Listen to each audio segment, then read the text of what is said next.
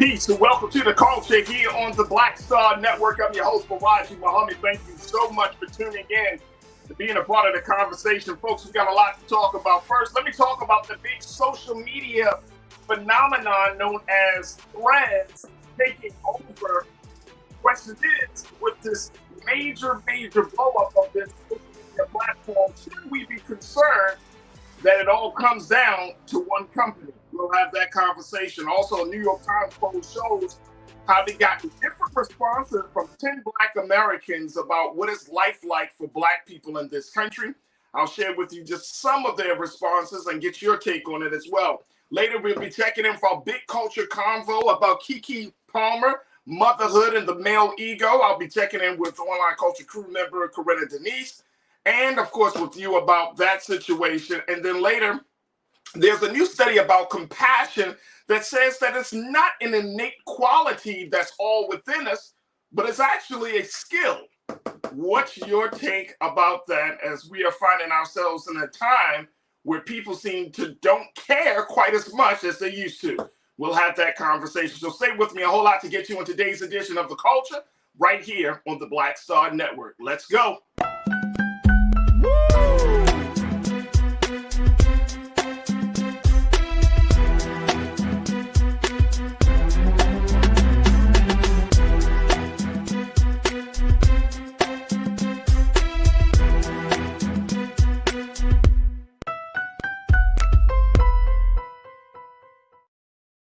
All right, folks, welcome to the culture here on the Black Star Network. I'm your host, Faraji Muhammad. Thank you so much for being a part of the conversation. And most importantly, happy Friday, folks. Yes. We are at the end of the week. Big shout out to my online culture crew. If you're checking in on YouTube and folks are coming into the room, coming into the space, make sure that you can join us on YouTube as we are streaming live under Roland Martin's page, Roland Martin on YouTube. You can jump into the live chat, and as we are talking about these issues, you can join us as well. So this is one of the very few places where you are a part of the discussion. And so we invite you to join us again on Roland Martin's YouTube page. Just jumping in a live chat, and we got people that are already checked in. Big shout out to my brother who always kicks it off, man. Brother Damon Blissett, good to see you. Janelle Fields, thank you so much. Tiana, I see you. Next one up, welcome to the chat. Welcome to the crew. But folks, I want to hear from you. So make sure y'all get ready to post your comments, share your thoughts, questions, and all of the good stuff. And let's have a fantastic conversation about what's going on in the culture. All right, let me just first start off just briefly. Let's talk a little bit about Meta. Yeah, folks. According to Meta, their new Threads, microblogging social media platform, folks, is actually just has a blockbuster launch. And that's what this is being called. Over the past 48 hours since the launch of the social media platform, over 40 million people have signed on to Meta. And people are calling this or dubbing this new platform Threads as being a Twitter killer. Question is, folks, should we be concerned about the fact that there are so many people that have gravitated to this new space that is simply like Twitter? It is a rival to Twitter. And so there's ongoing clashes between the leadership of both companies, of Mark Zuckerberg and Elon Musk of Twitter, who are clashing about everything from features and certain elements of the technology to legal issues of using the similarities of the platform. And people are wondering, oh man, what is going to be the root cause of this situation, or rather, what's going to be the end result of this situation? So it will be very interesting, to say the least, how this thing is going to play out. But here's the thing about the concern that we've always have been talking about and seeing, especially when it comes to technology, which is how big should big tech really get? How much information, how much data, how much should they have an influence in shaping the culture, the conversations, and just creating the space for us to have. Now, many people have already joined Threads. If you haven't joined Threads, I'm telling you, I'm on Threads. I'm on Threads at The Real Faraji, because they use the same data from your Instagram into this new space. And this is part of the reason why so many people are saying that Meta's Threads is creating such a huge buzz, is because unlike in the past where you have to use an app and start building your followers, all Meta had to do was just tap into their Instagram followers, which ranks in the number of 2 billion people. Damn, 2 billion people are on Instagram. All right, let me just share with you a little bit that's coming from this latest report from CNN about the concern that people should have about this situation. Take a look at this, folks. It says that Meta has long been criticized for its market dominance and for allegedly trying to choke off competition by copying and killing rival applications. Now, some competition experts and even some Thread users worry that if the new app's traction continues, it may simply lead to the accumulation of even more power and dominance from Meta and its CEO, Mark Zuckerberg. Thread's blockbuster launch this week highlights the uncomfortable reality of the modern digital economy. To potentially beat some of the biggest players in the industry, you might have to be a giant yourself. Woo! That's where we are with this, folks. That is where we are with this. That if in order to be a competitor, in order to take the market share, in order to be dominant in the industry, you have to be a giant yourself. Folks, I want you to join me in a conversation and let me know your thoughts on this. What do you make of this? Do you think that this is something that we need to be concerned about? That how one major tech company, Meta, who already owns Facebook, who already owns Instagram, who now owns Threads, is shaping the culture, creating the spaces, not really dictating the conversation, but dictating the boundaries of the conversation? Is this something that we should be concerned about, especially since we already know a lot of these tech companies, especially Facebook, has been under great scrutiny from the federal government down to local activists about data sharing and mining, about security issues, and about just overall how the feed goes, how the algorithms are set, and how people are seeing and getting information, and more importantly, how all of this stuff comes together where you might see some things and don't see other things, and there doesn't seem to be the balance. One of the big things that people have said about Twitter was just simply that Twitter has become a very quote-unquote toxic space because of the amount of hate and the amount of just a lot of the vitriol and the hate that people express on themselves, and how that seems to take precedence over some of the other stuff that balances that part of the platform out. So now people are hoping, well, I think there's a cautious optimism here about whether Meta's Threads is going to go down that same road. But I want to get your take on this, folks, very quickly. Join us in the conversation. Post your comments on YouTube under Roland Martin, and let me know what's your take on this. All right, let's go to you. Hear what you got to say. Tiana, my sister, you kicking us off this afternoon. You say competition is good as capitalism. Well, is it? Is it? Is it going to be good for us, considering you have these other spaces? Now, yesterday, y'all remember now, I talked to you about the other social media space that's getting more and more attention, but it certainly won't have the same type of blockbuster launch that we expected to see from Meta's Threads, which is the other platform that is targeting for Black social media users, Spill, right? So we know Spill is out there. So when you throw in that part to the mix, so if you have Facebook, if you got Instagram, you got Twitter, now you got Threads, and then here comes Spill. How many of us are going to jump from, say we completely move away from Twitter? Are we going to do that? Are we going to completely move away from Threads? Are we going to jump on Spill?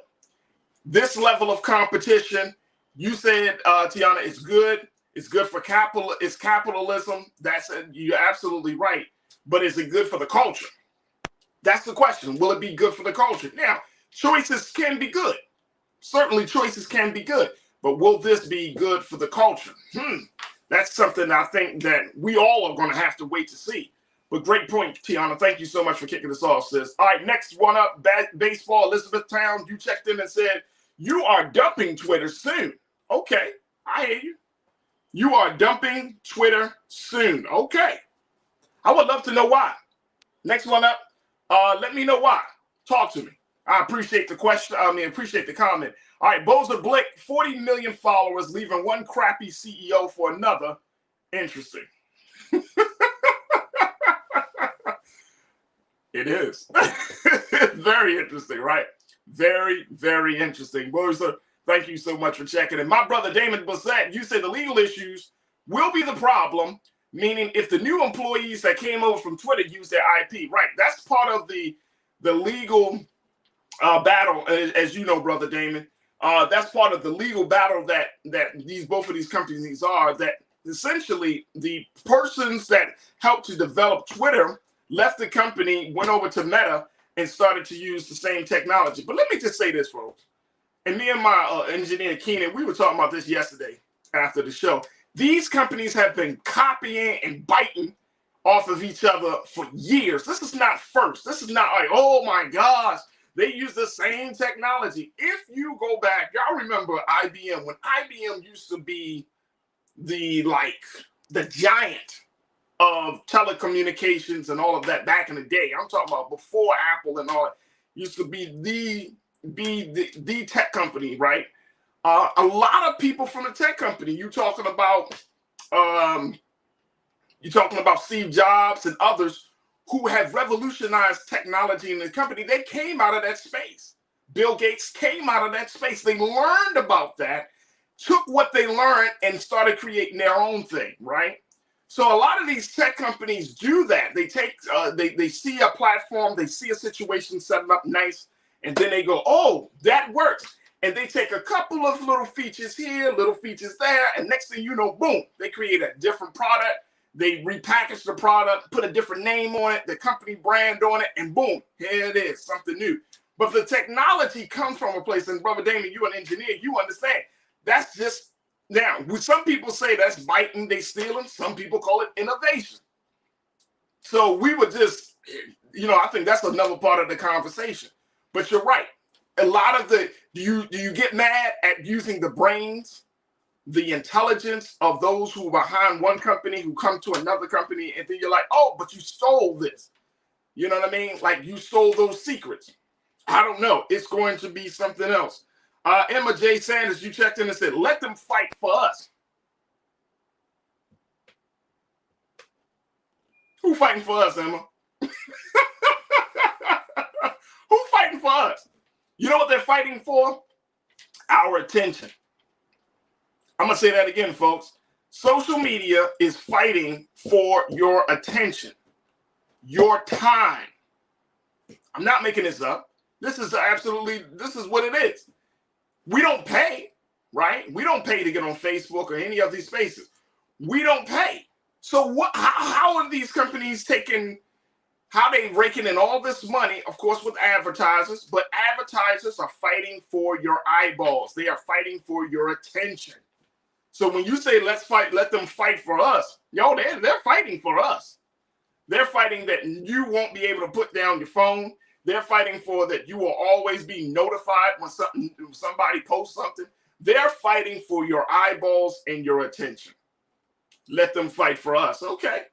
We need to detect, if that is the case, and I think this is the space that you are coming from, Emma, if that's the way we want to move, then we need to dictate what that fight looks like. Look, I got to take a quick pause. When we come forward, let's talk about this a little bit more as we talk about this Threads taking over social media. 40 million people have already decided to be a part, or as they say, to be a threader. So if you are a threader, tell me what your take is on this new social media platform. Join me in the conversation. Post your comments on our YouTube page under Roland Martin. And stay tuned. We got a lot more to cover here in this first hour of The Culture here on the Black Star Network.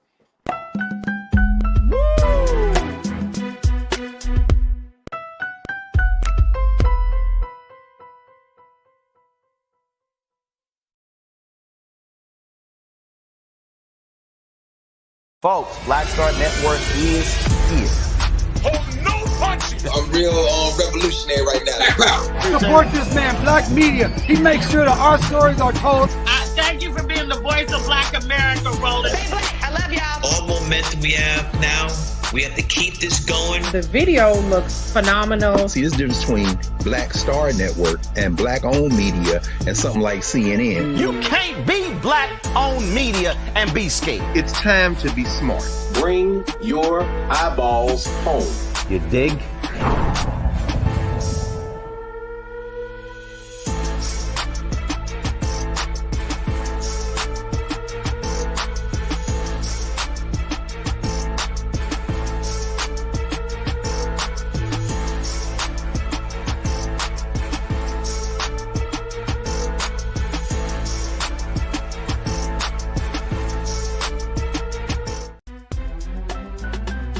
I'm Faraji Muhammad, live from LA. And this is The Culture. The Culture is a two-way conversation. You and me. We talk about the stories, politics, the good, the bad, and the downright ugly. So join our community every day at 3 p.m. Eastern and let your voice be heard. Hey, we're all in this together. So let's talk about it and see what kind of trouble we can get into. It's The Culture. Weekdays at 3, only on the Black Star Network.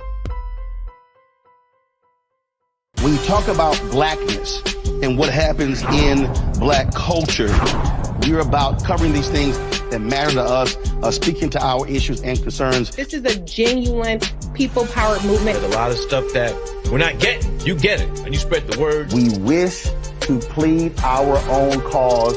Too long have others spoken for us. We cannot tell our own story if we can't pay for it. This is about covering us. Invest in Black-owned media. Your dollars matter. We don't have to keep asking them to cover our stuff. So please support us in what we do, folks. We want to hit 2,000 people, $50 this month, raise $100,000. We're behind 100,000, so we want to hit that. Y'all money makes this possible. Checks and money orders go to P.O. Box 57196, Washington, D.C. 20037-0196. The Cash App is $RM Unfiltered. PayPal is R Martin Unfiltered. Venmo is RM Unfiltered. Zelle is Roland at RolandSMartin.com.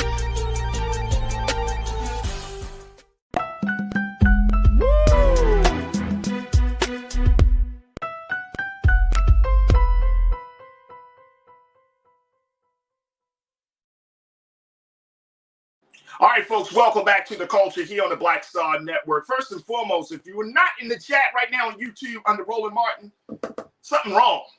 I'm loving the conversation in the chat. We just posted a poll on our chat, and I would love for you to join us and share it and you know, casting your vote. Will you leave Twitter for Threads? That's just the simple question we want to pose. Let me know what you think of that. Some of you already said that you gone. You gone.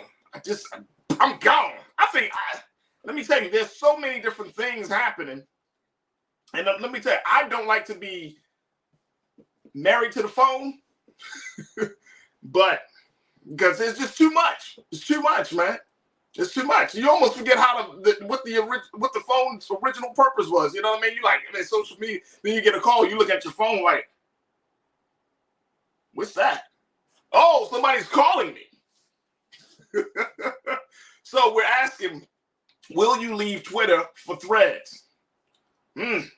We already got a few votes in. I want to get your take on this as we have this conversation. All right, let me go back to you, crew, because a lot of you are y'all are really pumped about this. So let's continue to talk about it. Threads is nice. Tiana, you checked in. Good to hear from you.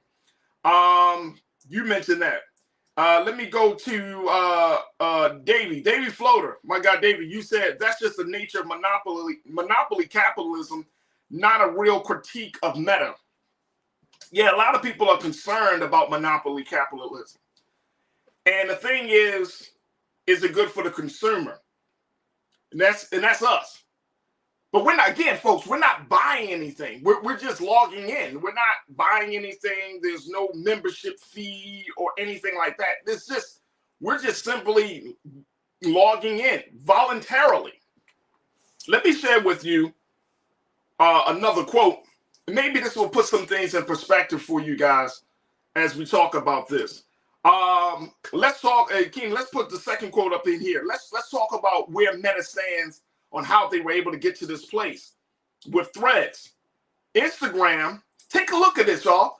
Instagram has more than 2 billion users. I said that before, but I want y'all to really let that marinate. 2 billion people are on Instagram. I think it's like 6 billion, maybe 7. Y'all y'all check, correct me if I'm wrong, crew. It's like 6 billion people on the planet. So you mean to tell me one tech company has 2 billion people signed into their platform, into their product? 2 billion users, far more than the 238 million users Twitter's reported having in the months before Elon Musk took over. That's before he took over, 238 million. I don't think that's the right number now. I'm sure that number has declined. When new users sign up for Threads, which they do using an Instagram account, the app prompts them to follow all of their existing Instagram contacts with a single tap. It's optional, but it is easy to accept, and it takes a conscious decision to decline. So you just bringing all of your followers over to Threads. You can't do that with Twitter. But that's the big part of this business model. They don't have to build it from the ground up because the house is already built. Check this second part out, folks.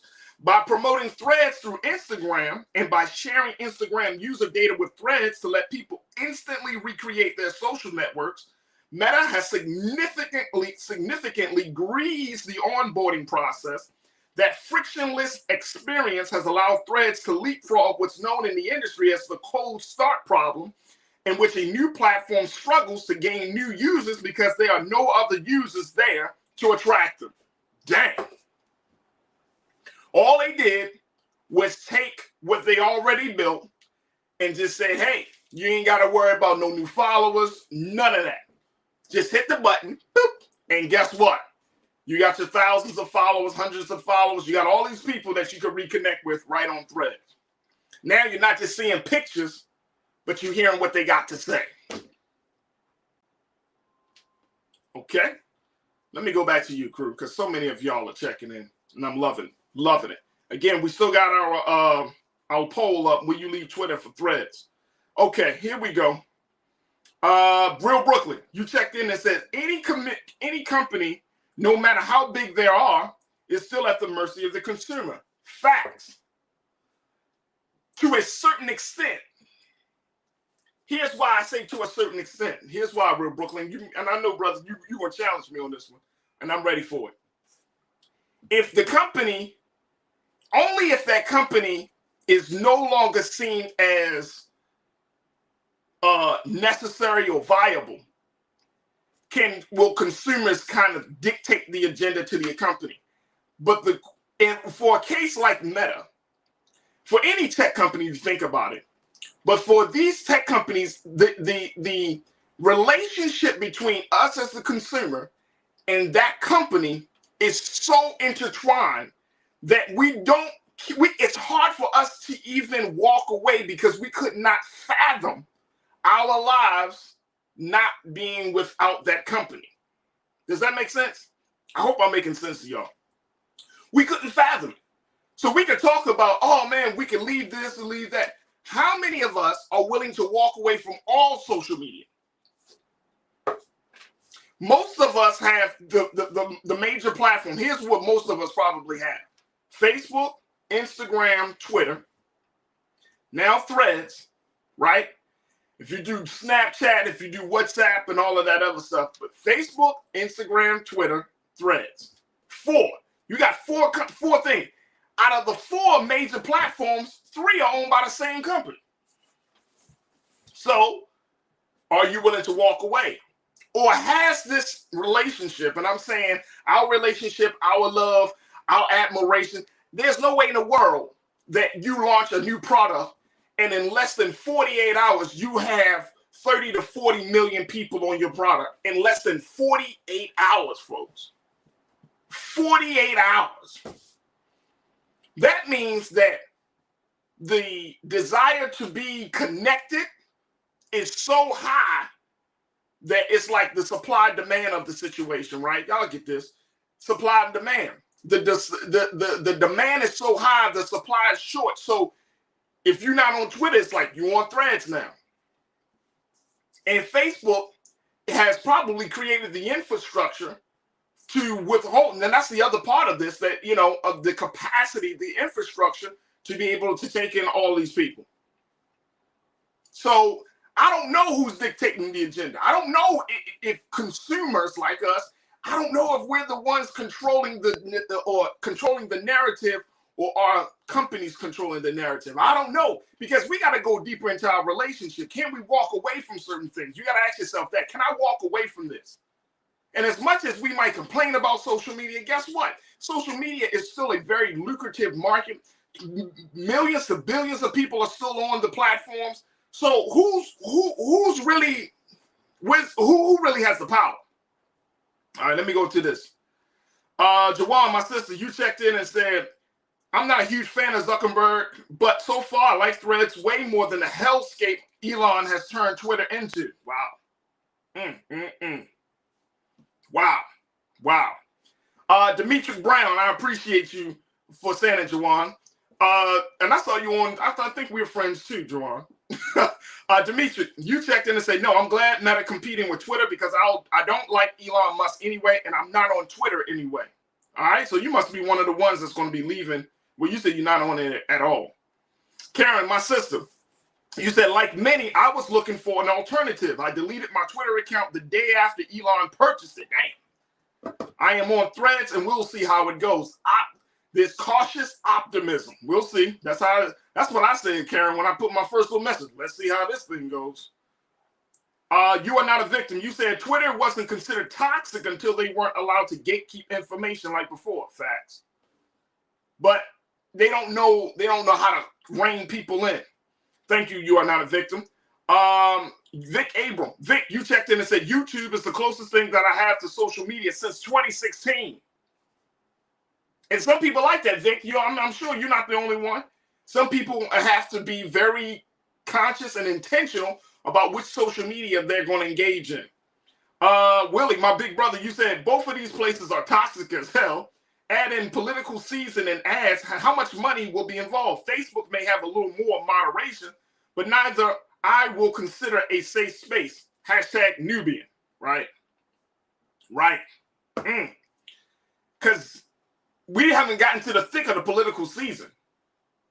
So we don't know how that's going to go. That's a great point, brother Willie. Thank you so much, man. Let me see else who we got here. Let's see this. Janelle, you said the problem is that social media has already won the fight by using our data and our tendencies against us. Ooh, y'all know how I feel about social science. I love it. I love it. And Janelle, you hitting the nail right on the head. They're using the technology, the data, but then they're also using our human tendencies. Against us. You said we could be smarter consumers and make our connections work for us. Too many expose everything. We do. That's what I'm saying. That's what I'm talking about. And I think, Real Brooklyn, you were making that point earlier, talking about, the consumer has the power. But what if the relationship between you as a consumer and the retailer, and in this case, Meta, what if that relationship is so deeply ingrained in how you see the world? It becomes a part of you in some way, shape, or form. I love that, Janelle. Thank you so much for pointing that out, sis. Very quickly, Pretty Brown Mimi 726. Good to see you, Pretty Brown Mimi. You said, I spent time cultivating my apps. If I try Threads and I don't like it, I don't want to lose Instagram too. And that's the other part. You're like, I'm not feeling Threads. I don't know if you can keep your Instagram. Woo! Real Brooklyn, you said I'm still on MySpace, man. Get off the chat, man. Get off the chat, Real Brooklyn. You ain't, come on. Nobody talking about no damn MySpace, brother. Mike V, you said, Faraji, one white man has control of 1/3 of the world's population. Talk about digital colonialism. Woo. 1/3 of the world's population is on one company's platform. Man, oh man. All right, look, I got to take another quick pause. Let's keep the conversation going. I still got our poll up. Will you leave Twitter for Threads? Let me know what your thoughts are. Let's continue the discussion. And I want to get more from you. So stay tuned. A lot more as we talk about Threads upending social media. Should we be concerned? Stay with me, folks. It's The Culture here on the Black Star Network.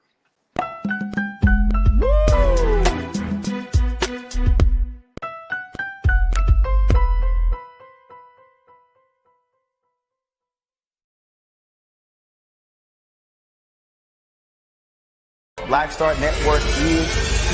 Oh, no punch! I'm real revolutionary right now. Thank you for being the voice of Black America. All momentum we have now, we have to keep this going. The video looks phenomenal. See, there's a difference between Black Star Network and black-owned media and something like CNN. You can't be black-owned media and be scared. It's time to be smart. Bring your eyeballs home. You dig?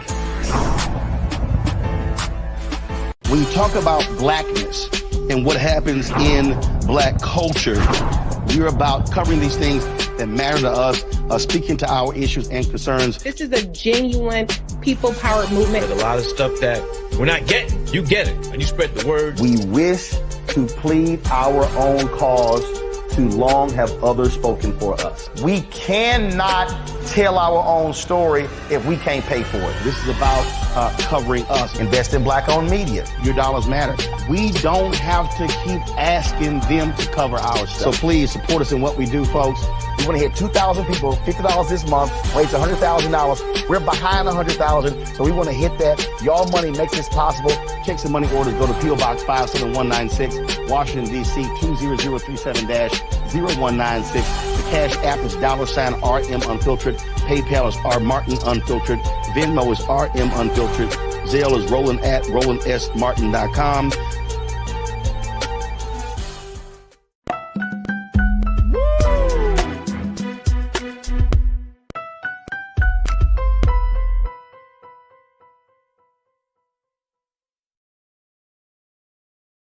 Man, good afternoon, everybody. Peace and welcome back. I'm all like shaking up because I'm reading all of your the conversation in the chat. Check it out, folks. Make sure y'all go on our YouTube page under Roland Martin. Be a part of the conversation.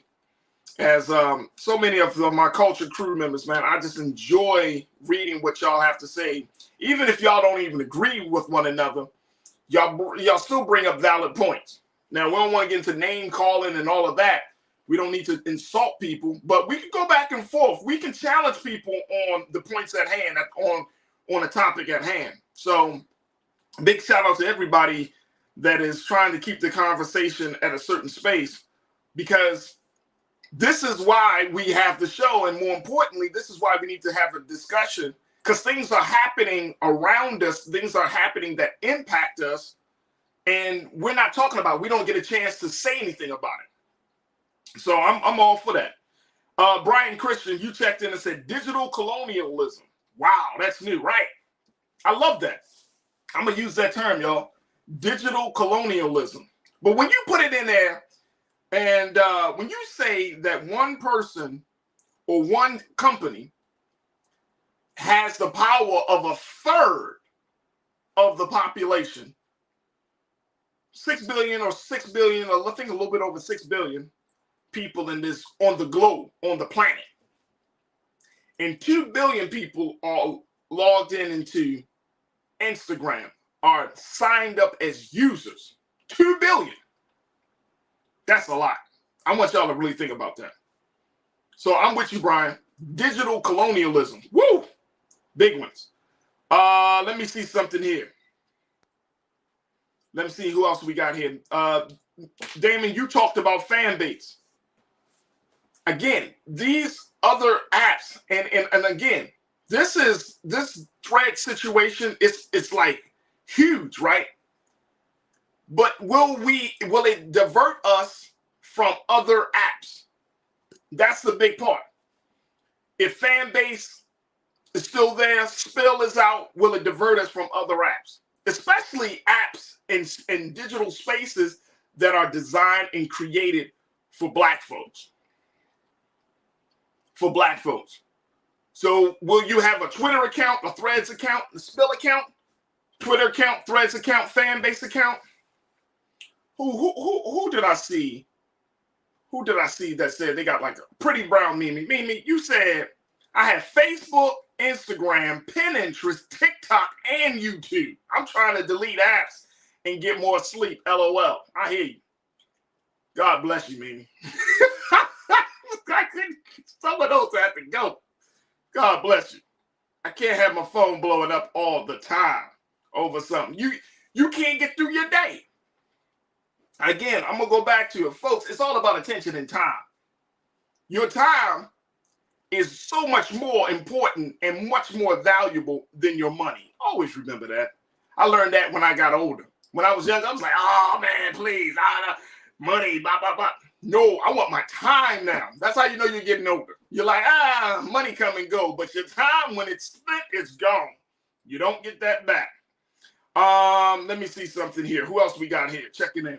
And I appreciate y'all. Nicole, you said something that I think was really important. Here's what you said, Nicole. You said at the end of the day, it is all about power over the distribution of information and who will make the most money. I know we're part of a capital. I'm gonna deal with the second part of what you said first. Making the most money. That's capitalism. That's what everybody. That's how companies work. That's the way of America. The problem is that first part, what you said about the distribution over the information. How do we feel about that? How do you feel about that? If somebody has that much power to distribute all this different information, and Nicole, you know it, and like I know it, sis. What information? Like we have to now start to look at the specifics of the information. Is the information good information? Is it true? Does it help the culture? Or is it information that is rooted in lies that will do more damage than good? So that point that you made is excellent. The distribution of information. That's so important. That's why we even have Black Star Network. Y'all know why. I mean, it's about information. We often have been telling, Brother Roland has said it, I've said it, all of the hosts have said it, we've driven home the point. It's about telling our story, getting our conversations, getting our information out there, because there has been a disregard of our story, of our plight, of our struggle, of our joys, of our triumphs. I mean, all of this information. So the distribution of information is very, very important. I want to take a couple of more from you, crew, before we move on to our next conversation here. Peril Dispenser, you said, I don't use Twitter because I'm not a twit. Laughing.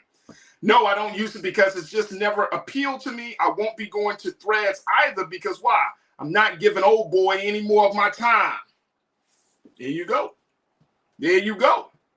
There you go. Pauline, I know you're not jumping in here with that question. Come on, Pauline. Come on, Pauline. Come on, Pauline. Don't jump in the chat and ask that question. What is Threads? Come on, Pauline. Come on, my sister. Come on, my sister. Come on. Come on. I need you to work with me. Brother Damon, thank you for the fact check. You said the world's population is 8 billion per Google. My brother Damon always on point. 8 billion. So if you get 2 billion out of 8, you got a fourth of the population. Damon, please explain. Help me understand. Are you talking? Look, that means that one company got more influence than governments on the whole planet. Y'all hear me? One company has more influence on the people than the government of the planet. That's huge. They got a fourth of the world's population on one single technological space, one single technological platform. That's huge. This ain't no conspiracy theory. This is not about Big Brother and all of that. This is just looking at the basic numbers. 8 billion people on the planet, 2 billion are on Instagram. Y'all break it down the way. Y'all are critical thinkers, right? We're critical thinkers here. So we got to look at those things. All right, right now, we're seeing, let me see here. Will I leave Twitter for Threads? Let me just jump in. 63% of you who have been a part of the poll said that yes, you will leave Twitter for Threads. 63%. 37% no, you will not leave Twitter for Threads. 63%. The demand is so high. And as crazy as it sounds, and as we wrap up this part of the discussion, as crazy as it sounds, folks, instead of Mark Zuckerberg going to war with Elon Musk, he should offer that man to dinner, because it was the madness of Twitter that helped launch Threads to make it the success that it is right now. So I wouldn't be going to war with him. I'd be sending him some champagne or something. Thank you. Thank you. Like, no, we ain't got no beef, Elon. We ain't got no beef at all, bro. We ain't got no beef. You good. I'm good. That means the demand was in Meta's favor for them to even do what they did this week. Let me see here. Who else we got before we take this in? All right, McCole, you followed up very quickly. You said exactly, Faraji. Misinformation has been running rampant. The absence of truth is a matter of life and death, politically, economically, education, etc. The absence of truth. Whew. Y'all don't want me to get started on the absence of truth, but we understand. We're all conscious individuals here. We understand that if we can go into this thing with eyes wide closed, eyes shut, or eyes wide open. We still have a decision in that. Going back to what you said, Real Brooklyn, about the power of the consumer. We still have some choice to engage. Now, I'm not telling you whether you should or not. Like I said, I'm on the platform itself. But we got to make sure, and I think the next part of this conversation will be, how is this going to help with what we got coming down the pipe with the spill application? And Mimi, you brought this up. You said, I'm curious about the spill app because it's black owned. Will we sign up in droves? Because if Spill is saying, hey, guys, we rocking and rolling, y'all coming over? How many of us are coming over? Or are we going to be apped out? Or rather tapped out?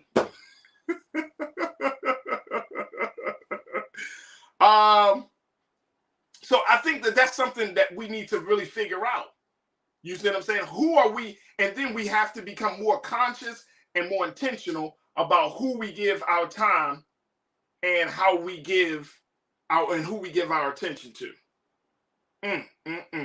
The other thing that y'all said, and I don't remember who said it, I'm looking back, but it was said, we will really see what this app can do with Threads once we get closer to the political season. If we start to see that the course of the conversation, the toxicity that we said we wanted to run from Twitter for, when running away from Twitter about, persists on Threads, then what will happen?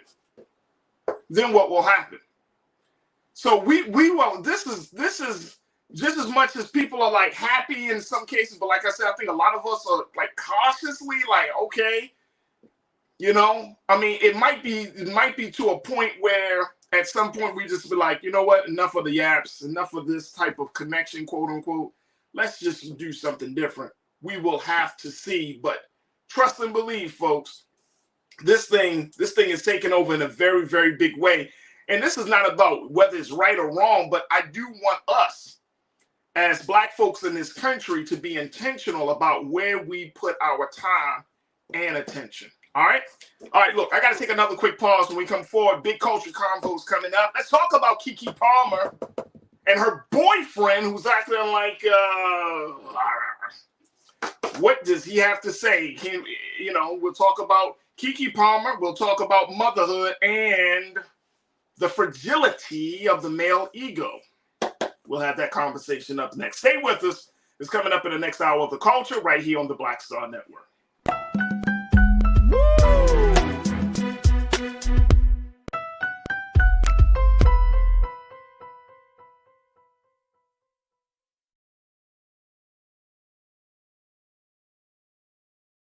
talk about blackness and what happens in black culture, we're about covering these things that matter to us, speaking to our issues and concerns. This is a genuine people-powered movement. There's a lot of stuff that we're not getting. You get it, and you spread the word. We wish to plead our own cause.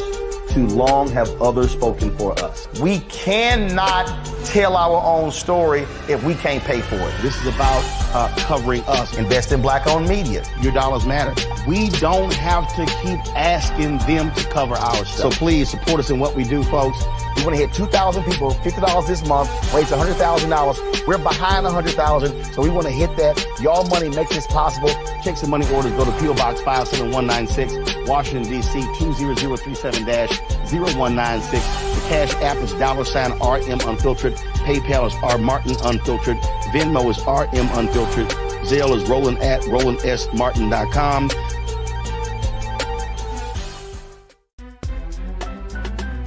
I'm Faraji Muhammad, live from LA. And this is The Culture. The Culture is a two-way conversation. You and me. We talk about the stories, politics, the good, the bad, and the downright ugly. So join our community every day at 3 p.m. Eastern and let your voice be heard. Hey, we're all in this together. So let's talk about it and see what kind of trouble we can get into. It's The Culture. Weekdays at 3, only on the Black Star Network. Folks, Black Star Network is here. Oh, no punches! I'm real revolutionary right now.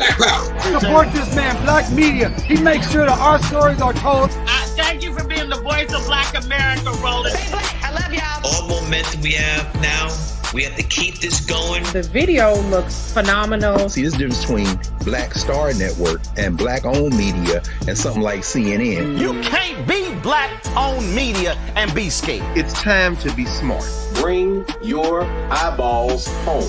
You dig?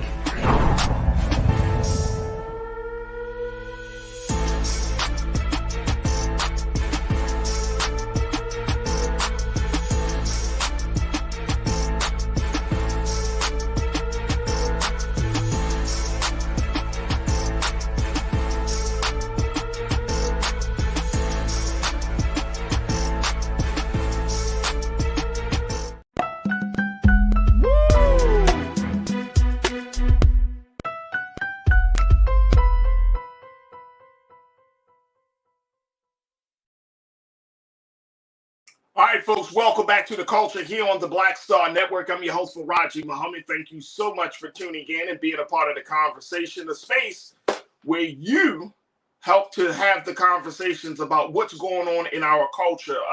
We had a phenomenal first hour.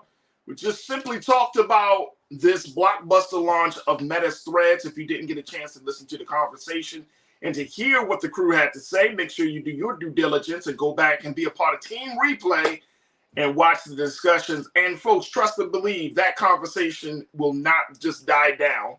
We will certainly be discussing this more and more and more. Now, I want to shift gears from technology into, let's see, what can we call this part of the conversation? Talking about women, talking about a woman's agency to her body, talking about motherhood, talking about Keke Palmer, who over the past couple of days have gotten some support because her boyfriend named Darius, who decided that he was going to put his foot in his mouth in a way that I think I saw Essence.com say he was trying to embarrass Keke only to find that he was embarrassed himself. All right, here's the latest situation, and then we're going to go check in with our crew member today, Corinna Denise.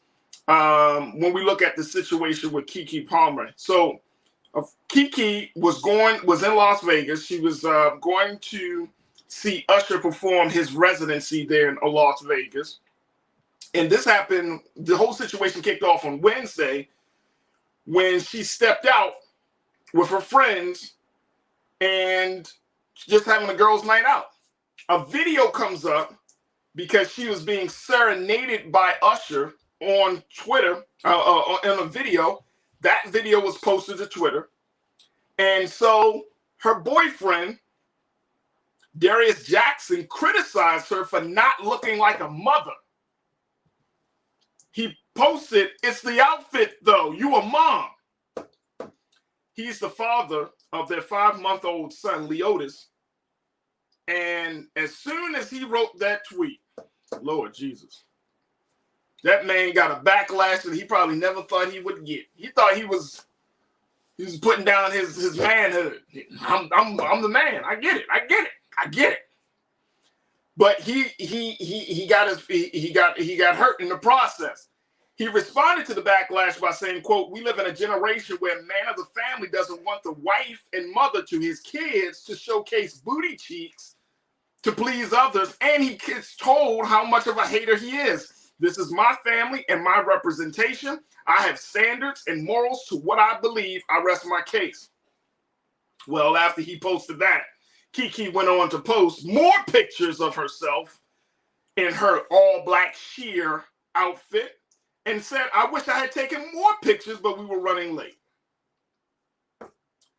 Darius Jackson deleted 2 tweets before he ultimately deactivated his Twitter account yesterday. But of course, the conversation continues to talk about a woman, the agency of her own body, policing, and all of that. All right, let me bring in my crew member today, my sister Corinna Denise. You see her on Fridays here on The Culture. You also can check her out in the chat. I guess she was involved getting herself ready. That's why she wasn't chatting too much in the early hour, the first hour of the show. I was still working. Wait a minute, hold on. I gotta fix my hair. Hold up. This is giving Friday vibes right here. That's okay. It's been I'm sure it's the end of a long week. Right. Let's first talk, Corinna. First, happy Friday. Thank you for being a part of the conversation. So what do you make of this? Darius Jackson, he's a boyfriend, right? I was like, he said the wife and mother. I was like, wait a minute, they didn't get married, did they? Did they get married? Not to my knowledge, but you know, since he's saying wife and mother, maybe. Yeah, maybe he just felt like I need to say that because this is my son. Boy, you in Hollywood, son. Okay, so where do we want to start with this, right? Well, let me give some context. First of all, I love Keke Palmer. I followed her work for a long time, but you know, the thing is, I don't even want to make the argument of what she was wearing. I want to make the argument of, Darius, you're not smart. Why would you put your relationship business like that on the internet? And then furthermore, let's consider who Keke Palmer is. I mean, if you're going to do these things, you have to be prepared for a backlash, right? And right. He one hell of a backlash to the point that he deleted all his social media handles, right? But why couldn't you just have a conversation at home with the woman? Why would you go on social media? See, that's the problem right now, Faraji. We share too damn much on social media these days. And it's like, there's no more mystery. This was completely uncalled for. So I don't want to focus more on what the conversation was about, but it just shouldn't have been on any social media platform. And then, okay, what does it mean, like, you're a mom? Come on, man. Like, what does that even mean? Look, I get it. No, let me tell you. Hey, Corinna. No. I'm gonna keep it real. Like, I get what the brother is trying to do. I really do. I think he did it the wrong damn way. But I get what he was wrong, right? Like, first thing, that's just the immaturity. Right. That's the immaturity. Now, who said this? Mimi, Pretty Brown Mimi, he said, didn't Darius watch Keke get ready and leave wearing that dress? He sounds like an insecure, jealous boyfriend. I don't know. I don't think he was there. Maybe he wasn't. I think he was someplace else, and then he saw the video and was like, yo. Tell the woman when she comes home, don't go on social media. And then if I'm not mistaken, Faraji, didn't he post more than once about it? Like, he had to further explain himself. Right. But somebody pulled him up. Of course, this is in 2023 in social media. So if you're gonna put yourself on, if you're gonna put your significant other on blast, somebody gonna find some stuff about you. And I saw one sister post this picture of him in his underwear sitting on the side of the bed taking a picture. Yeah, you know, and maybe it's like, but see, again, that's the patriarchy, right? That's the problem. That's really the problem. Look, I gotta take a quick pause, Corinne. We're gonna continue to talk about this, and of course, we're gonna get some of the insight from our crew about this. But folks, what do you make of this? Keke Palmer, motherhood and the male ego. Join us in the conversation. Post your thoughts on our YouTube page under Roland Martin, and of course, stay with us. You're tuned into the culture right here on the Black Star Network.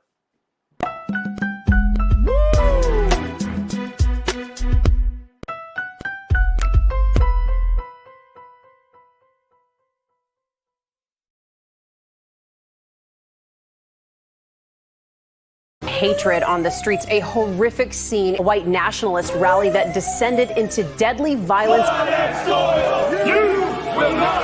White people are losing their damn minds. An angry pro-Trump mob storms the U.S. Capitol.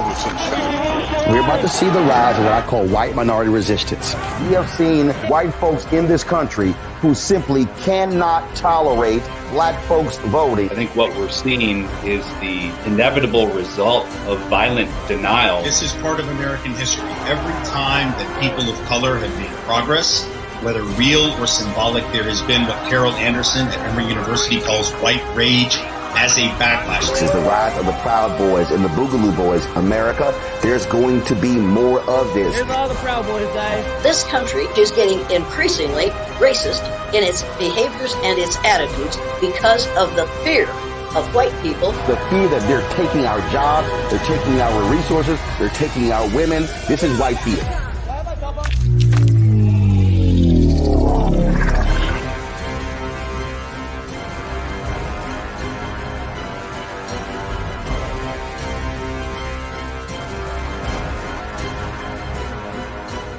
Black Star Network is here.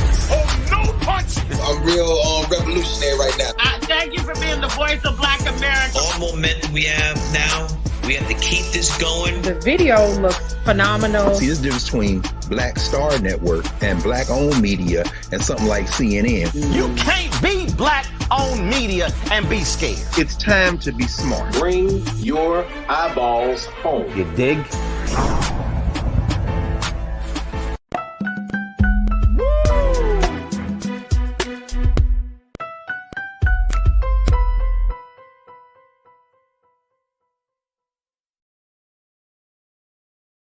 Welcome back to the Culture here on the Black Star Network. We are talking about Keke Palmer, motherhood, and the male ego. We're talking about Keke Palmer and the whole riffraff of her boyfriend, Darius Jackson, saying that she didn't dress like a mother when she went to see Usher in Las Vegas a couple of nights ago. I don't know, King Keenan, if we can, show the video, just let me know. But that's her. That's her. That's Keke. Now, and Keenan, put that back up there, and let's put Corinna back into the frame here too. Now, I've seen sheer outfits. I'm thinking Sierra. Who else? Who else has had it, Corinna? Gosh, I can't think of. I think there are a lot of black women. I've seen sheer outfits. I get it, but now the other part is that there is a screenshot that is circulated on social media about that Usher. You could see her rear. You can see her butt, right? Like it's out. And there's a shot of Usher looking and checking and all of those things, right? But the insecurity that I think Darius Jackson is expressing is not insecurity necessarily about Usher. It's more about her presentation. And this is something that I often see, especially for brothers, that we often do. The crazy is we are attracted to a woman who wears a certain thing, right? When we first meet her, that's what catches our attention. It's like, damn, up, all of that stuff. The moment we get into a relationship, it's like lockdown, boom. And there is a way in which you can address that. But you got to recognize a few things. One, who that woman is. like before you came into her life. Oh, absolutely. Yeah. Right? And then two, you gotta have a conversation, not going this social media bullshit that we see. Like people, oh my God, you just put it. There has to be a very real conversation. Like, sweetheart, this is how I'm feeling. In a moment of pillow talk or vulnerability, whatever you want to call it, sweetheart, this is how I'm feeling. I'm just letting you know, because we're living in a time where Black women are fighting for agencies y'all are fighting for agency over your own body. Yeah. And so for a man to not recognize, to think he gonna just quote unquote put his foot down. All right, my woman wouldn't be doing that. Please. Yeah. You know what, Faraji? I wonder, like, what was Darius's end goal to put this on a public platform, right? That he was trying to embarrass. Right, yeah. Like, so what? I'm gonna embarrass you, so that's gonna make you stop? Like, no. An army came to her defense, obviously, right? And you know what? Let me just say too, because I want to give Keke her props. I mean, she's always been beautiful. I've had the pleasure of meeting her twice. All right, let me hold on. For real? She's a true beauty inside out. There we go. Wow, yeah. This is when she was on Good Morning America, well, GMA3. Yeah, that's me, her, and my mom right before the world shut down. But very genuine, beautiful spirit. She will take her time and make sure she talks to everyone in that audience, like true beauty. And I want to say she's always been beautiful, but I think we've all noticed that since she's had this baby, she has had one hell of a glow up. So I think here's what I think you will appreciate what I'm about to bring to the conversation, which I think is important, is that there are some undue expectations and some very damaging expectations that we do place on Black women, but particularly Black women who are going through some major life changes, like having a baby, the impact that has on the woman's body. Here's what, take a look at this, because this whole thing plays into it. Like, this is still 2023, and I think this is why there needs to be some additional conversations to Black men and to men in general about how to relate to the woman in your life, right? Take a look at this first quote. This is coming from Raina Boston, who is she's the founder of the Working Mom Trust and Chamber of Mothers. She said the idea that someone might be able to, quote, look like a mom is a result of patriarchal thinking. She said it comes from somebody else setting the terms of a woman's existence. This is what she told Yahoo Life. She said, when speaking in a very heteronormative way, there's this idea that once a woman becomes partnered with a man, it's almost like that's the beginning of the death of herself. And then once you have kids, it's game over. You're just in service of your husband, in service of your children. You as a person cease to exist in a lot of ways. Woo! Woo! That's earful. Woo! That's heavy. Now, this is, and I'm saying that as a man, of course, I have 2 children by the same woman. That's heavy, because now it forces me, and I think this type of talk forces men to not think about yourself. You got to think about the woman in this whole process, how she feels about her body. You might be feeling a certain way about the body, but you ain't feeling more than she's feeling about her own body. Right. You know, she has to carry that baby. There are changes going on in her body. And you know what? When I initially saw the picture, let's just talk about her outfit for a second then, since we're on the subject. Yeah. I didn't even realize all of what it was because I just saw the front. So it wasn't until I did some more Google search last night that I saw the back of her dress. I mean, so it looked like it was like a bodysuit underneath, but like a thong bodysuit. But again, like, you know, going online was not the way to do that. And it sounds like, I think what we can infer, maybe there was something there before. Maybe this has been a conversation, and maybe he just thought, like, you know what, in order for me to get through to you, I'm going to put all of our business on blast. But we see how that panned out for him, right? Definitely didn't work in his favor. And all he did was inflame the situation more. And to your point, Faraji, I don't know if he was necessarily taking into consideration all of those other things, maybe how Keke is feeling, changes in her body, and just what Black women especially are enduring in general, trying to maintain agency over our body. You know, that's really a time we've always lived in, and especially something that's very much magnified, you know, currently right now in this country, right? So there's so many emotions here, and you know, I just don't even know how they move forward from this, you know, to magnify that online. It just wasn't the way to do it. And I hope that this will be a lesson learned for him. And then additionally, I would just say, you know, to his point about, you know, having a family and she's a mom and all of that, I don't want to throw salt, but you know, you mentioned earlier, we don't know if they're married. No, You they're know, not married. I think They're we not will still married. be making the same, right? Like to our knowledge, right? They're not. So it's kind of just like, all right, you have all these expectations, and I'm just gonna go ahead and say it. Okay. It's like it's just easy for us to, you know, live together, procreate together, have businesses together, do all these things together, but together we're gonna drag our feet to sign that marriage certificate. But you know what? That's probably a conversation for another day. Yeah, keep sipping that tea right there, because you going into somebody else's business with that. No, I feel you. No, I feel you. I agree with you wholeheartedly, and I think that's the part of this, right? Like you can't, and again, this is why one of the great sciences that was not taught to us after coming out of chattel slavery was the science of mating. The science of having fulfilling relationships. We're struggling right now in this country, Corinna, because men and women are not on the same page. We're not on the same page about our roles. We're not on the same page on how to support one another.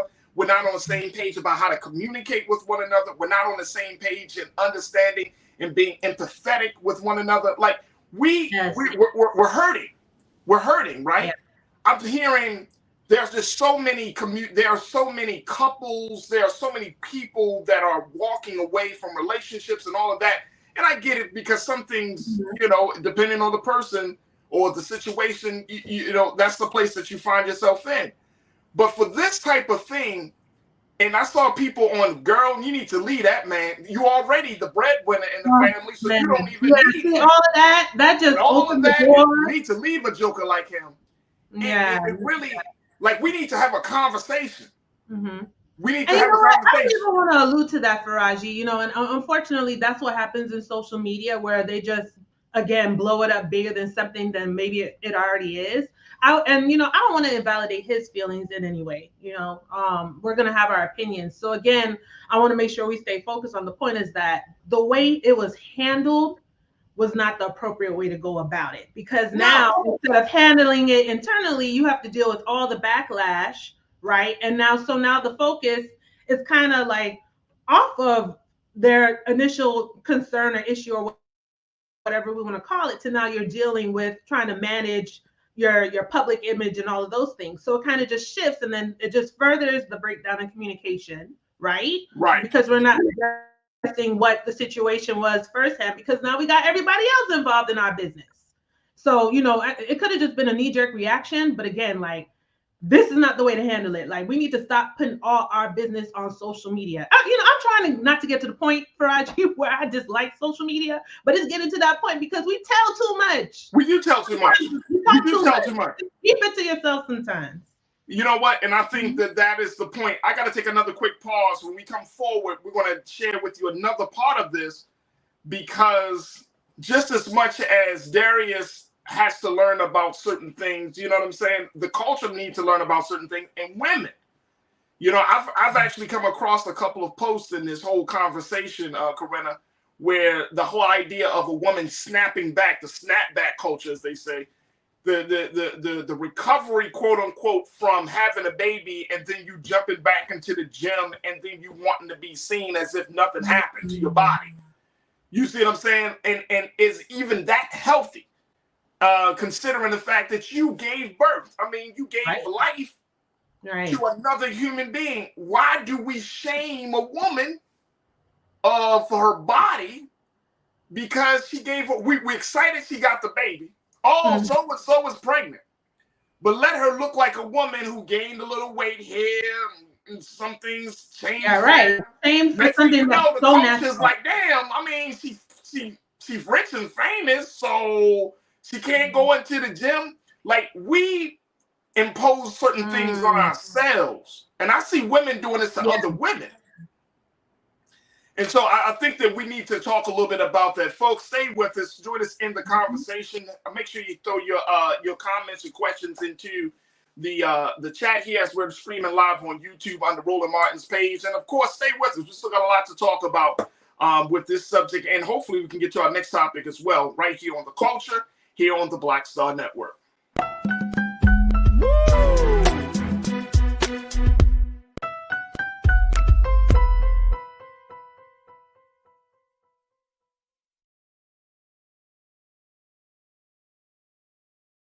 Pull up a chair, take your seat. The Black Tape with me, Dr. Greg Carr, here on the Black Star Network. Every week, we'll take a deeper dive into the world we're living in. Join the conversation only on the Black Star Network. Black Star Network is here. Oh, no punch! I'm real revolutionary right now. Thank you for being the voice of Black America. All momentum we have now, we have to keep this going. The video looks phenomenal. See, there's a difference between Black Star Network and black-owned media and something like CNN. You can't be black-owned media and be scared. It's time to be smart. Bring your eyeballs home. You dig?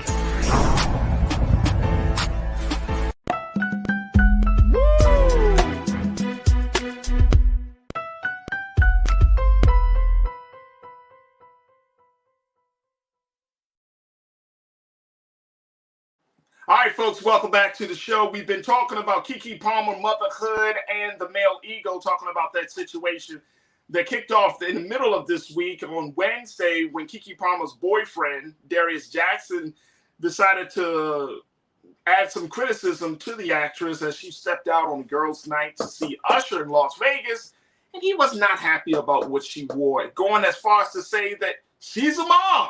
You shouldn't be looking this sexy. I want to show you the video in case some of you may not have seen this. Let's take a look at what Keke Palmer did when Usher was serenading her. Take a look. All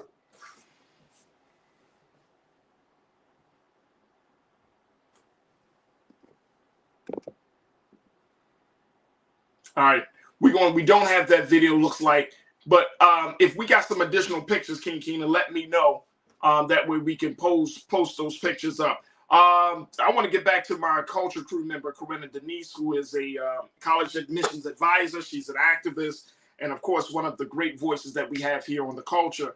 The thing is, looking at how this whole situation just plays out. Again, I don't want us to get into. It's very easy to get caught up in the the tangible stuff. Oh, looking at the outfit and saying, "Oh, it's not so bad," or "It is bad." It's very easy for us to quote unquote blame Darius Jackson. Right. But I think the thing that we need to look at is the stuff underneath, because this actually happens in a lot of different relationships. You have these unrealistic, unmet expectations that if you don't have a communication, if you don't talk about these things early on, they manifest itself in a very ugly and public way, like this situation played out. And so I think you just unrealistic expectations. I think you just hit the nail on the head. Unrealistic expectations. Yeah, yeah.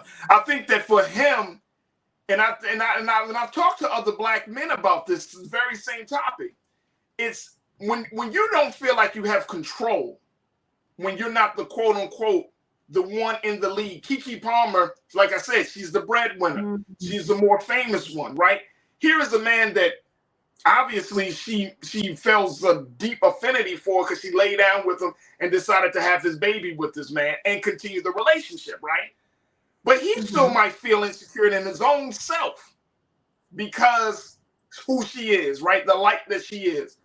And you don't have to be for Keke Palmer. I know I've heard too many situations where dudes get into a relationship with women normal guys, normal relationships, and it's like the guy loses control because he doesn't feel any control in the relationship. He may not be bringing in the type of money. He may not have the moral authority that he wants to have. He may not be able to control, and I'm using this term lightly, ladies, so don't beat me up. Yeah, he may not be able to control her. You know what I'm saying?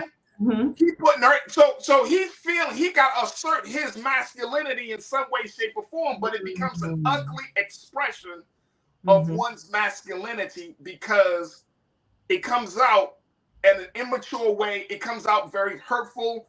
It can come out to be very instead of being a moment of clarity, it just becomes this clusterfuck.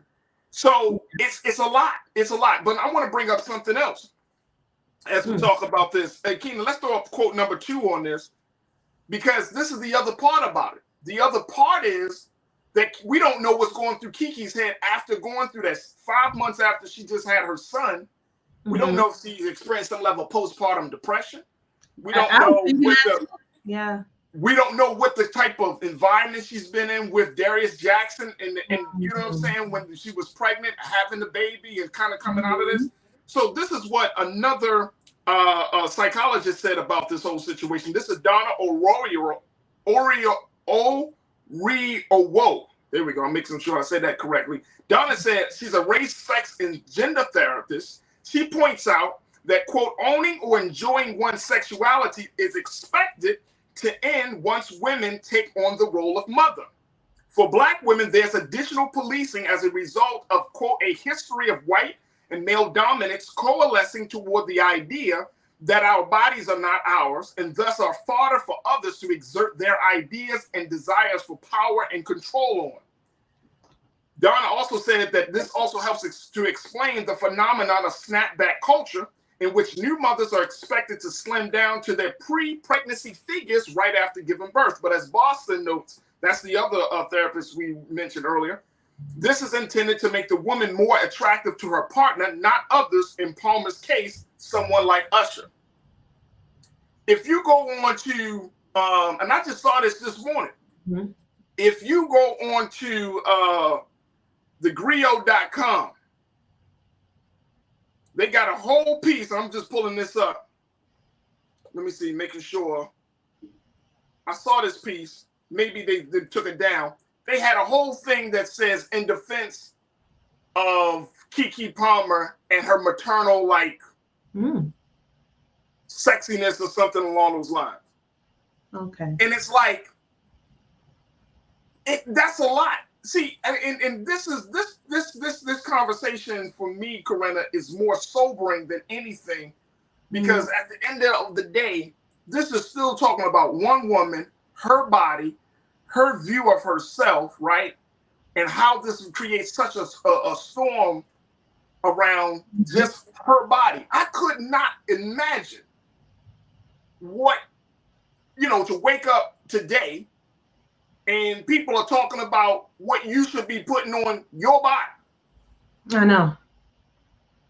I couldn't imagine. She went to Usher's concert just to enjoy herself, was feeling good, put on her dress, and then now she has to deal with the backlash and the scrutiny. I can imagine how embarrassing that is. But to your point, like the deeper part of the conversation, and you know what? I think maybe, I don't know, Darius, like he had a knee-jerk reaction. Yeah. A lot of times, sometimes, and we all do it as human beings sometimes, where we just don't think before we react or we respond, to think like, okay, this is what I'm going to do, but what's going to be the result of that? And am I prepared to deal with the backlash or whatever may come with the way that I plan to respond or react to this person, how they're behaving or how they're treating me or whatever we're trying to sort out here. And that just wasn't thought through. And now they're dealing with the repercussions of it. But, I think since we are talking about it, let this be an example of this is not the way to go about and do things. And again, at the very least, let's take some of the good. It magnifies, women, particularly what our bodies go through after, just in general as a woman. We deal with so much stuff. And I just want to add one little petty side note. Okay, get petty. We know you can get petty. A lot of our ladies, our problems tend to start with men sometimes. Menstrual cramps, menstrual periods, menopause later on in life. Yeah, petty side note. But yeah, so back to what I was saying. Right. To add that. Right. So on top of that, it's like to have to put that display in the public eye, you know, however she was feeling, why do you have to do that? And I think we have to be a little bit more, you know, considerate, compassionate, you know. Shaming her publicly is not going to resolve your issue as to how you want her to dress. And then on top of that, again, back to like, you know, you're a mom. Okay, so how would it be if she wasn't a mom yet? Would she not have received the critique that she did from him publicly online? Is that what he's alluding to? I'm trying to understand here. So, hey, see, look. Here's the thing. We don't know the full backstory. See, he put it out there that I should not have the wife and mother. Wait a minute, bro. Wait a minute. Hold up, brother. Hold up. No, because this is something that I see in relationships. This is something you see in relationships right now, where people want to play husband, play wife. Mm-hmm. You see what I'm saying? Because see, when you boyfriend, girlfriend, there's certain things that you can do. You know what I mean? There's a slow, you know what I mean? There's certain things. But once you are a husband and wife, oh no, bro. Like we at a different level with this commitment thing, right? We at a different point. So, but see, you plan. Like you can't be dibbling and dabbling. I mean, that's the thing. Like you can't be like, I'm your boyfriend in certain spaces, then you get on social media and be like, yo, that's my wife. And from that was the point that I was making. Right, that was the point. And I see a lot of brothers doing that. I see a lot of people doing it in couples. Like, don't just throw terms out there just because y'all close. Like, oh man, that's the wife. Mm-hmm. No, because if she was the wife, she would have half of what you own, probably 75%. You know what I'm saying? She would have agency over your body. Wow. If she was your wife, you wouldn't be moving the way you move. So do you think it's you know, maybe there's one set of rules for her? Oh no, I definitely think it's one set of rules. And you know what I'm saying?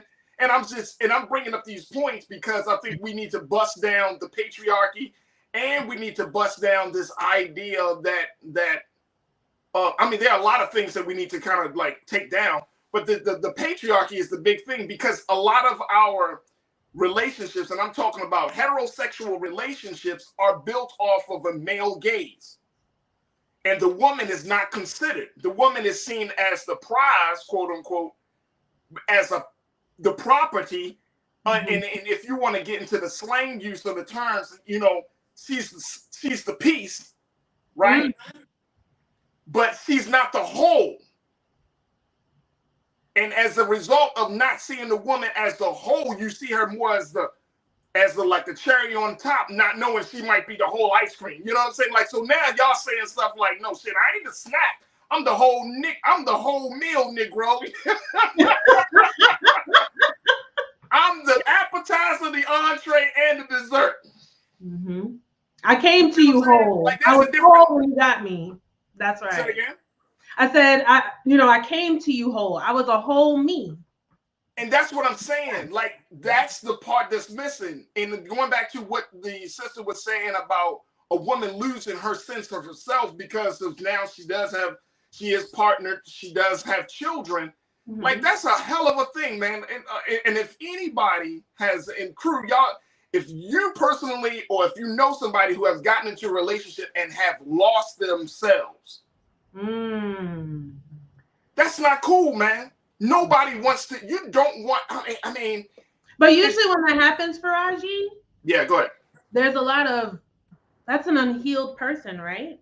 There's a lot of healing that hasn't occurred, that they've become so lost or drowned themselves in another being, because there's this falsity that, you know, your happiness is dependent on someone else. And that's a great way to place on someone else's shoulders, you know? So until we recognize as human beings that we're responsible for our own happiness, then you'll never experience that true joy or happiness, right? Because you're always looking for it in other people, always expecting or always hoping that someone else is going to give it to you. And as human beings, we're going to disappoint others. It's human nature. So, we have to be thinking in that way, like only you can truly make yourself happy. But yeah, there's just so many emotions involved in this. It's so much stuff. It is so much stuff. Yeah. It's really big. But my hope is that we can find in the midst of all of the Hollywood superficiality of it, it's to me, it is a huge sign that we still got some ways to go to learn how to be in relationships with one another, right? Oh, and this happens, same thing. It happens in same-sex relationships too. So this is not just about a man and a woman. It could be two men. It could be two women. It's about power. It's about superiority. It's about having control of a situation. And so, I think it just speaks volumes about where we are, how much more growth that we need to make. And in this day and time where you have all of these resources, everybody's on social media talking about, what men do and what women do. And then you see a situation like this just completely just blow up in your face. You're like, damn, like somebody's not getting the message here. Yeah. You know what I'm saying? Somebody is not getting the message here. But one of the big things is that a person, you said it best, a person comes into the relationship the way they are.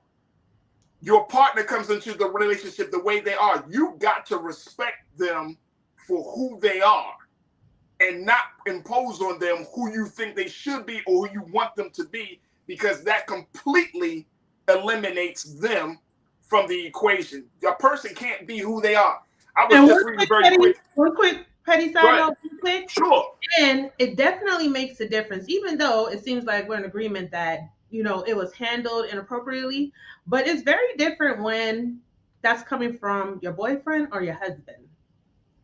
It's very different. Very different. Now, I still wouldn't agree. If I'm your boyfriend, you take it with a grain of salt. If I'm your husband, you better listen. No, I'm serious. Same way for the wife. And versus the girlfriend. The girlfriend, you got, okay, all right, it's my girl. I get it. She right. You know what I'm saying? But if I'm your wife, we share life together. Mm-hmm. You go through the trials and tribulations and the joys and the triumphs and all of that stuff. Negro, you're gonna have to listen. And guess what? She is right. You do have to listen to her. If she brings a concern to you, that's, as a man, I got to give her an open ear. You're right. You're absolutely right. So, it's a lot. Look, we got to take a quick pause. I know that this situation is going to continue to be happening, but I want to have a discussion about the idea of compassion, because I think it kind of fits into where we are right now, that as much as stuff is going on in this world and in our interpersonal relationships, there's somewhere along the line, we do have to ask ourselves the question, are we compassionate? And there's a new study that came out, Corinna, that says that compassion is not an innate quality, it's actually a skill that has to be cultivated and developed. So we'll have that conversation. Folks, stay with us and continue to join us in the chat on YouTube as we're streaming live right there under Roland Martin's YouTube page. And stay with us. You're tuned into The Culture here on the Black Star Network.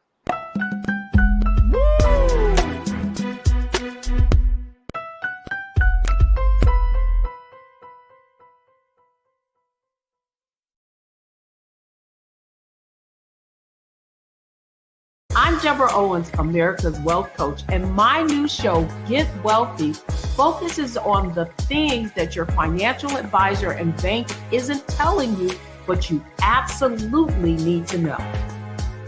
So watch Get Wealthy on the Black Star Network.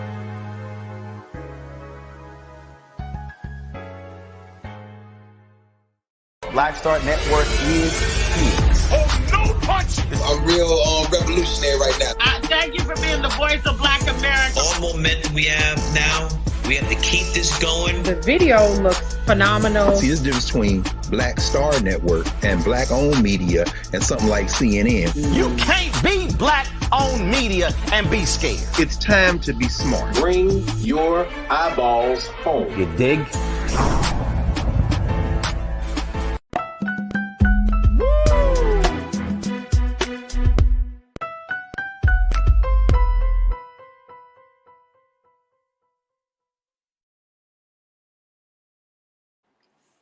All right, folks, welcome back to the Culture here on the Black Star Network. I'm your host, Faraji Muhammad. I've been chatting with my sister. Always happy to have her join me on Fridays. My sister, Corinna Denise, one of our great Culture crew members.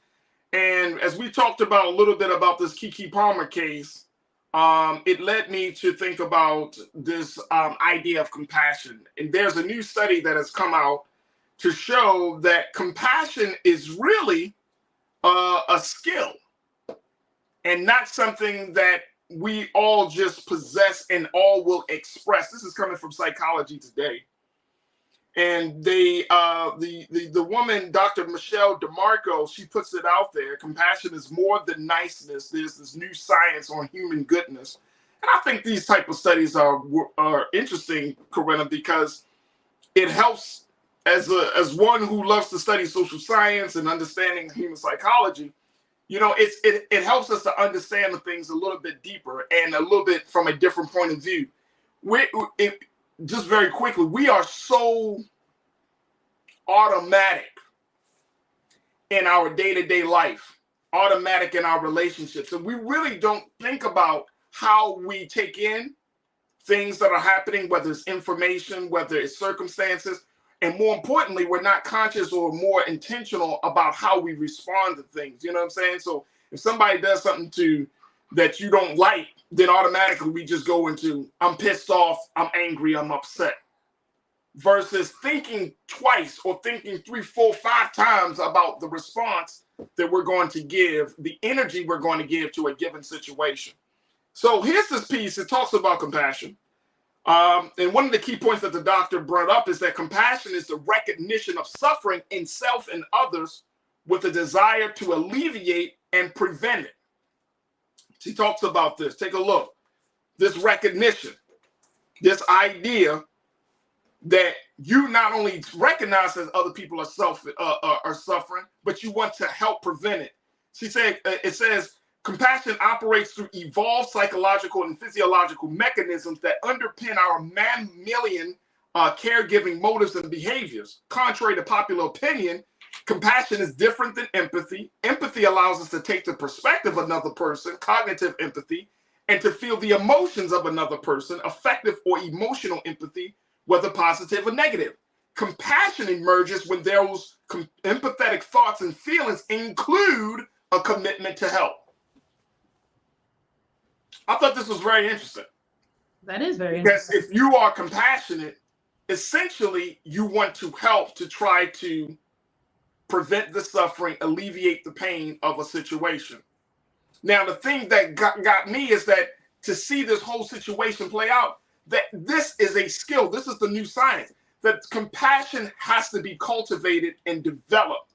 Like in order for us to care, and in this piece, they call one of the things that the doctor points out, she said that we are in the current state of what they call psychic numbing, which is meaning that we can take in information, but it won't affect us emotionally. And that's because there is this, what they call this phenomenon of mass indifference that we're currently seeing in our society, especially in our culture, where we're taking in information. You can hear about a tragedy, you can hear about a joy, and it just don't bother you. I wholeheartedly agree about that. And I think especially what we have endured these last 3 years, there's been so much chaos, confusion, destruction, devastation, death. I myself will be very transparent. Like I've known a lot of people who have died this year, late last year. And it's gotten to the point now when I hear the news, it's kind of just like, okay.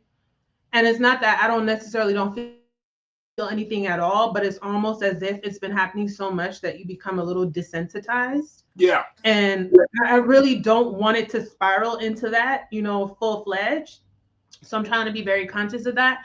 But I think to your point in the article about, compassion being something that's cultivated, I think a lot of traits are cultivated, right? Even some of those nasty traits, right? Like even like racism, like, children are innocent. You come into the world innocent. So you have to be raised up and influenced and taught and again, to that word, cultivated, cultivating these things in you. And compassion is something we are lacking greatly right now. Absolutely. I think we'll point fingers faster than we'll raise questions to be like, well, why is that happening to this person? What's happening? It's just we're ready to do this and blame rather than try and figure out, well, how can I help them? Why is this happening? Or race to judgment. Well, it should be this way. And we have to realize sometimes, everyone wasn't brought up or raised up the same way. And just because you were exposed to certain things in your childhood or your bringing up, it doesn't mean that that person also did that. There are some people who really don't know or really don't have. And I think that's where we have to challenge ourselves to become more inquisitive to kind of figure out, well, what happened that, I know it, but they don't, or they have it, I have it, but they don't have it. You know what I mean? Instead of just, we're not compassionate, Faraji. And it's something that we desperately need, to just, and I think sometimes people misconstrued maybe having compassion for enabling someone. And that's just not the case. But we definitely need a little bit more love, light, compassion, and understanding. But there definitely is a difference between, I think, compassion and empathy, though. Oh, absolutely. Damon, our pastor, Brother Damon, he said, as a pastor, I agree that we have to learn to have compassion. We have to put ourselves into the other person's position and give grace. Yes. For the situation. Yes. You see what I'm saying? So you put yourself in somebody else's shoes, you give them grace. But then there's also that piece about making sure, okay, how can I alleviate the pain? Mm-hmm. See, it's one thing to be like, damn. You hear something, you be like, damn, that's messed up. Yeah. But it's another thing to be like, damn, that's messed up. What can I do? Exactly. But a lot of us are to help you. You know what I'm saying? Like if somebody, you know how people are, if you lose a loved one, they always say, you can always, I'm sorry for your loss. You can always reach out to me if you need something. That's a level of compassion. The other thing about this. But you know what, Faraji? I just want to say real quick to something you said. I really do believe there's a big difference between saying, call me if you need me, as opposed to, I'm going through something and just say, hey, can I bring dinner by for you tonight? Let's have dinner tonight. Huge. Or something like that, right? Huge. That's very different because it takes a lot of like vulnerability and strength and, for someone to actually pick up the phone and reach out, but they don't always have the capacity to do that. So I think we have to be a little bit more forward thinking rather than waiting for someone to just call me because you told them to call you if they need you. But, just go ahead and take the initiative. You know what? I'm going to come by tonight. And then if they decline your invitation, then they do that. But, don't just leave the ball in their court, because sometimes people, you got to check on your friends, and I know I'm that strong friend that, people forget to check on sometimes, as I'm sure other people have experienced, right? But we got to check on each other and just take the initiative to like extend that compassion. I think that's what compassion would look like for Raji, where you're just saying, hey, let's hang out, let's do something, as opposed to call me if you need me, exactly. While the person is sinking in their depression. And they're not going to pick the phone to call. That's a great point. Yeah. I want to get to the second quote real quick, Keenan. I know we got to wrap up, but here's the second point that the doctor made. She said, according to a recent study, they found that since COVID-19 pandemic, fears of compassion have increased. The same study also suggested that people fear compassion because they believe it to be weak or self-indulgent, or that they will become too distressed or unable to cope, or that others or themselves simply don't deserve compassion. The latter I see quite frequently in my work with moral injury. Fearing compassion can prevent our inherent caregiving response to be turned on or acted upon, in that we either ignore or miss entirely the suffering signal and fail to answer the call to help alleviate that suffering. Mm. So when and this is where I was going back to that point of psychic numbing, that mass indifference. That's sometimes what we are. That's what we all experience in our culture. That this like, it is what it is. That is a true mantra of indifference. it is what it is, right? Mm-hmm. Like, that's indifference, right? But if we don't, and I'm going back to that, if we fear compassion, whether we fear to show it or whether we fear to receive it, it prevents us from being caregivers. If y'all notice, in our culture, the more and more that we're exposed to violence, the more and more we're exposed to lies, the more and more that we're exposed to the things that causes us to go inward. The things that causes us to go inward, the more and more that we're exposed to these things, we lose some sense of humanity in the process. So we can walk past a homeless person, not even see him. Right? We can see somebody in trouble on the side of a road, not stop for help. And I'm not saying that you got to, because I understand the time is crazy, but there's always, but I'm saying that at least in your heart of hearts, checking yourself. I'm gonna go back to what my brother Keenan talked about. Like, when you as a black man see another black man, what's the first thing comes to mind?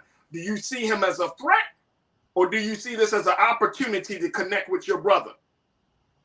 Yeah. In a positive way. You see what I'm saying? Like, it's just a like I say, a self-check situation, because we don't know the full story. Right. And if we showed a little compassion to one another, especially within our community, and I'm not saying that there's a difference between showing compassion versus being completely blind to somebody who's showing you who they are, as Maya Angelou said, right? Yeah. There's a difference. But if you show compassion, then maybe it will start the process of getting us back into a place where we can have more fulfilling relationships, right? And like I say, even with the Keke Palmer thing, very quickly, I don't know where Darius's head is at. I don't know what your experience been like, bro. Yeah. That you put yourself out there and then you deactivate it from Twitter. You don't want to talk to nobody. I don't know it. And so my heart goes out to him too, because it's like, hey, bro, I know you were trying to be that guy. Yeah.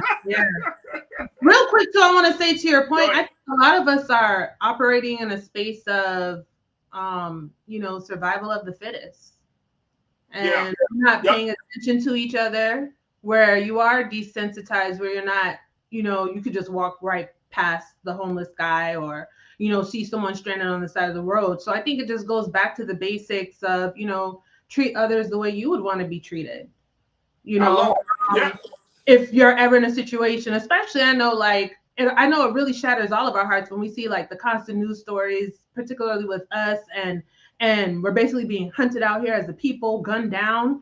And, I never take for granted when I walk out of my front door for IG and come back in.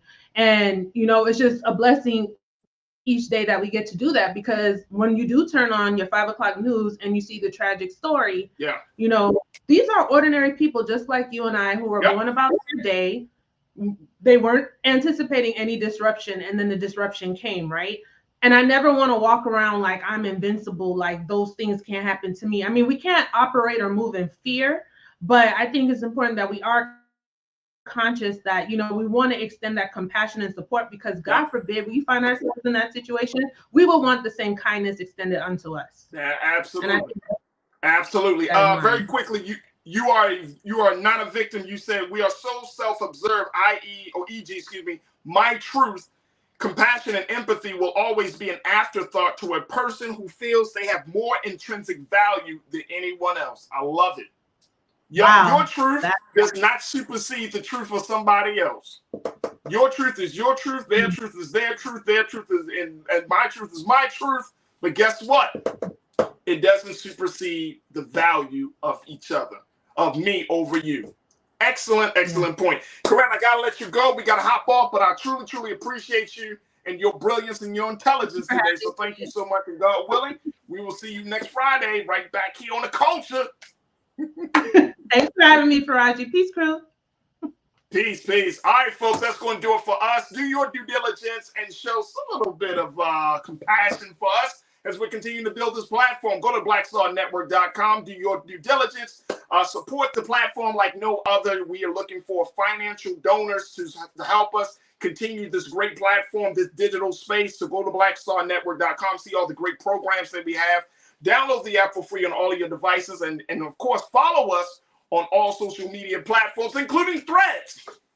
We are on Threads. Follow me on Threads at The Real Faraji. Follow Brother Roland at Roland Martin, of course. And, of course, Black Star Network. So follow us on all social media platforms, and we would love to continue to build. Folks, I thank you so much for a phenomenal week. I hope that you enjoyed the show that we had today and the conversations. Make sure you tune back in on Monday, God willing, where we'll be having more discussions, and I got some more fantastic guests next week, so make sure you don't miss out on that. All right, stay tuned. Up next is Roland Martin Unfiltered, 6 p.m. Eastern Standard Time. As always, never be afraid to challenge what's wrong. Stand for what's right while being yourself in the process. God willing, we will talk on Monday for another exciting edition of The Culture right here on the Black Star Network. Talk to you soon. Have a great weekend. Peace.